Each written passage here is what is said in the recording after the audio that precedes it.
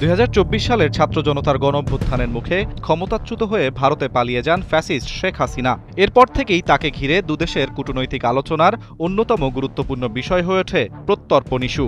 সম্প্রতি আন্তর্জাতিক সংবাদ মাধ্যম রয়টার্সে হাসিনা জানান, চলতি বছরের শেষ নাগাদ তিনি বাংলাদেশে ফিরে আদালতে আত্মসমর্পণ করতে চান। এই প্রেক্ষাপটে এ বিষয়ে আনুষ্ঠানিক ব্যাখ্যা দিয়েছে ভারত।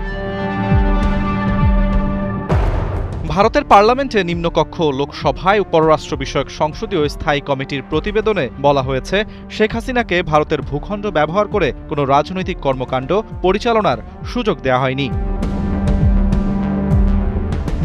প্রতিবেদনটিতে আরও বলা হয়, বাংলাদেশের করা প্রত্যর্পণ আবেদন সংশ্লিষ্ট কর্তৃপক্ষ প্রযোজ্য আইন ও প্রতিষ্ঠিত পদ্ধতি অনুযায়ী পরীক্ষা নিরীক্ষা করছে। বিষয়টির অগ্রগতি সম্পর্কে সরকারকে সংসদীয় কমিটিকে নিয়মিত অবহিত করারও সুপারিশ করা হয়েছে। ভারত সরকার জানিয়েছে, শেখ হাসিনার ভারতে অবস্থান মানবিক বিবেচনায় এবং সংকটাপন্ন ব্যক্তিদের আশ্রয় দেবার দীর্ঘদিনের নীতির আলোকে অনুমোদন দেওয়া হয়েছে।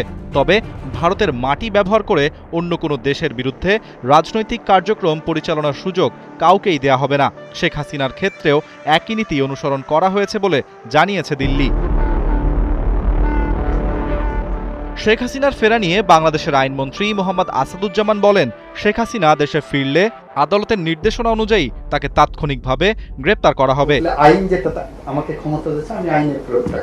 2026 সালের ফেব্রুয়ারিতে নতুন সরকার দায়িত্ব নেবার পরও শেখ হাসিনার প্রত্যর্পণ ইস্যু ঢাকা দিল্লি সম্পর্কের অন্যতম আলোচিত বিষয় হয়ে আছে।